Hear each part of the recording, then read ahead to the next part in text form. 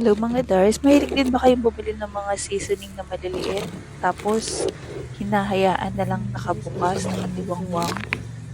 Alam niyo bang pwede tayong magkasakit sa mga ganong paraan guys? Kasi pwede yung tapuan ng mga ipis or nung kung ano-anong mga insekto na pwedeng pumasok kapag nakatiwangwang lang yung mga binili nating mga panggisa or mga ingredients. So, turuan ko kayo guys kung paano yung ginawa ko. So, ito yung gagamitin natin guys, mga garapon na maliliit na sakto lang, na saktuhan lang yung laki. Ayan. Kailangan natin ng gunting, packaging tape at saka ng garapon na maliliit para sa ating gagawin. Napakadali lang nito guys. So, kailangan nyo lang, ayan, isalin mo na yung mga sobrang, ano nyo, so mga sobrang ginamit nyo. Tapos, ayan, gupitin nyo yung mga, diba, may mga pangalan yung mga sachet na binili nyo sa ayan. Kaya yan. Cheese. Ayan. Tapos, ilagay natin sa tape. Ayan, sa may gitna. Tapos, saka natin pilihin muna. And then, ayan, ipaikot natin sa garapon. And then, kupitin natin. So, ayan na. Meron nang nakalagay na cheese. So, alam na natin kung ano yung nasa loob ng garapon. Diba guys? Hindi na natin kailangan mag-print pa. Gumupit na lang. Gupitin na lang natin yung pinaglagyan ng mga seasoning na ginamit natin. Ganyan lang siya kadali guys. So, diba? Sana may natutunan kayo.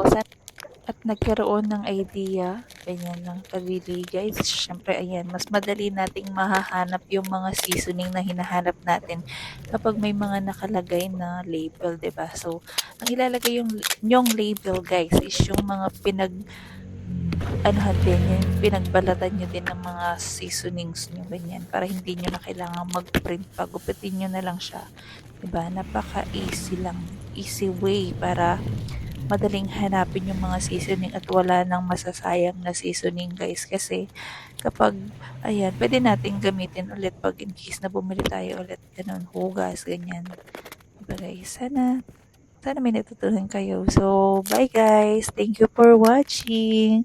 Please like and share para naman malaman din ng iba. Sayang naman kasi mga Dars yung mga ano, 'di ba, yung mga seasoning na ayan, sobra-sobra pag itatapon lang natin or papasukan lang ng mga ipis or maninigas lang. So, kailangan ganyan. Sumami tayo ng garapon.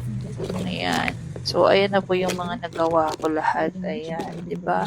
Ang dami. O, kung ano lahat yan, guys. Nakabukas lahat yan. Kasi after ng birthday ng kapamangkin ko, ayan, dami namin ginamit ng mga seasoning. So, ang naisip ko, ayan, ilagay na lang sa isang garapon para hindi sayang. So, bye guys. Thank you for watching. Please like and share and follow na rin kung nakatulong ako sa inyo guys. Thank you so much. Bye.